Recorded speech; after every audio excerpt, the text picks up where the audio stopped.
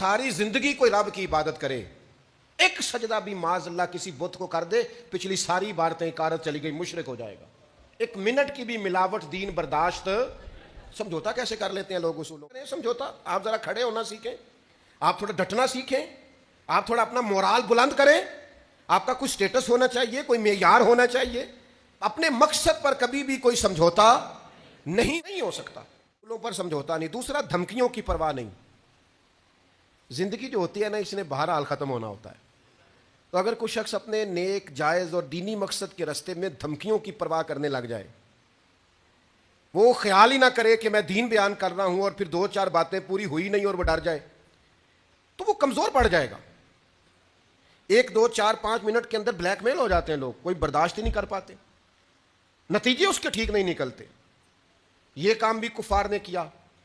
نبی پاک علیہ السلام نے اعلان نبوت کیا تو سلسلہ جب آگے چلا تو ایک ٹائم ایسا آیا کہ ساری برادری اکٹھی ہو کے جناب ابو طالب کے پاس آ گئے۔ یہی چچا تھے جو حضور کی ہر حوالے سے طرفداری بھی کرتے تھے، حمایت بھی کرتے تھے۔ وہ آئے، آ کے جناب ابو طالب سے کہا کہ یہاں تو آپ اپنے بھتیجے کو منع کریں، وہ ہمارے معبودوں کو برا بھلا کہہ کے ہمارے جذبات کو ٹھیس پہنچاتے ہیں معاذ اللہ، یہاں پھر آپ تیار ہو جائیں ہم سے جنگ کرنے کے لیے۔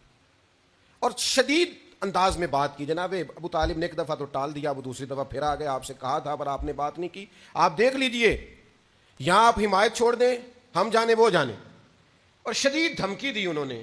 جناب ابو طالب اب بوڑھے تھے، اور پھر یہ کہ ساری برادری، انہوں نے نبی پاک علیہ السلام کو بلایا، سرکار تشریف لائے تو کہا بھتیجے میں نے ہر موقع پر آپ کی مکمل حمایت کی ہے، میں ساری برادری کا بوجھ نہیں اٹھا سکتا، آپ اپنے قبیلے کے ساتھ بیٹھ کے بات کر لیں۔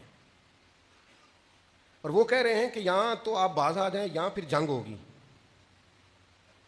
تو یہ میرے رسول پاک علیہ السلام کا مقصد کے لیے عزم ہے۔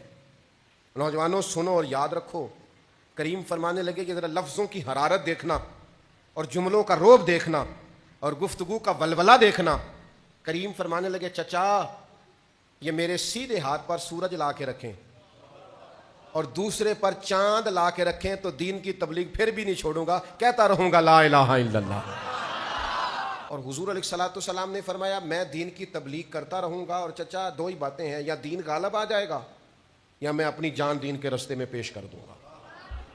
یہ رسول پاک کا دیا ہوا فلسفہ ہے کہ آپ کو دین کا کام کرنا ہے تو جان لڑا کے کرنا ہے، یہ شہادت گاہ الفت میں قدم رکھنا ہے۔ لوگ آسان سمجھتے ہیں مسلمان ہونا، آپ کو پھر پوری مشقت کے ساتھ زخم پہ زخم کھا کے جی خونے جگر کے گھونٹ پی آہ نہ کر لبوں کو سی، یہ عشق ہے، کوئی دل لگی نہیں۔ کوئی گلہ نہ کرنا، شکوہ نہ کرنا، کسی قسم کا لفظ زبان پہ اعتراض کا نہ لانا، یہ عشق ہے، کوئی دل لگی نہیں۔